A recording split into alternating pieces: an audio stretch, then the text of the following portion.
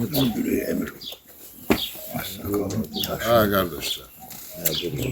Bugün Ziraddin kardeşimizin ad günü.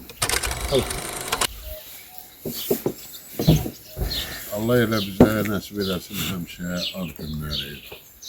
Amin. O nişan keçəcək. Allah bizim mehribançılığımızı qorusun. Amin. Allah bizim səmimiyyətimizi qorusun. Amin. Allah nəsib eləsin ziriş. Gələn ildə sənin tortunu kəsək bir yerdə. Amin. Amin. Hadi çek. Çəkmişəm. Sağda birini razı duyuram. Hadi gel ben buradan çek. Hadi buradan dur göre babanı. Sen önde gittin yanında igidler Cesaretle dövüştüler her biri Siz bu dövüşlerde at kazandınız Güz yaşa, güz yaş. Yenilmez batalyonun kamandiri Sen bu igidlikler Asim Ekber ol Fəxri iftiharısan her bir kesin Sen bizim her vakti kömeğimizdesen Seni uca Allah bize çok görmesin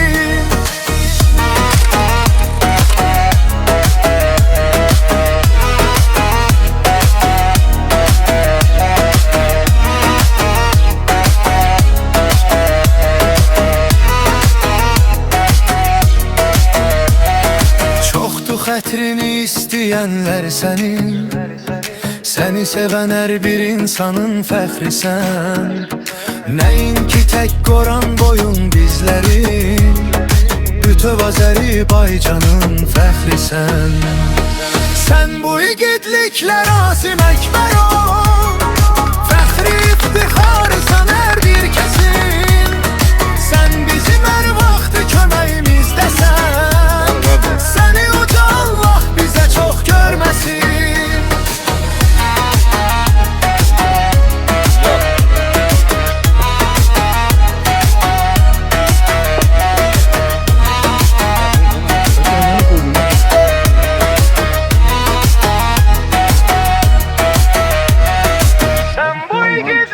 Asim Ekber ol Fəxri iftiharısan her bir kesin Sen bizim her vaxtı köməyimizdəsən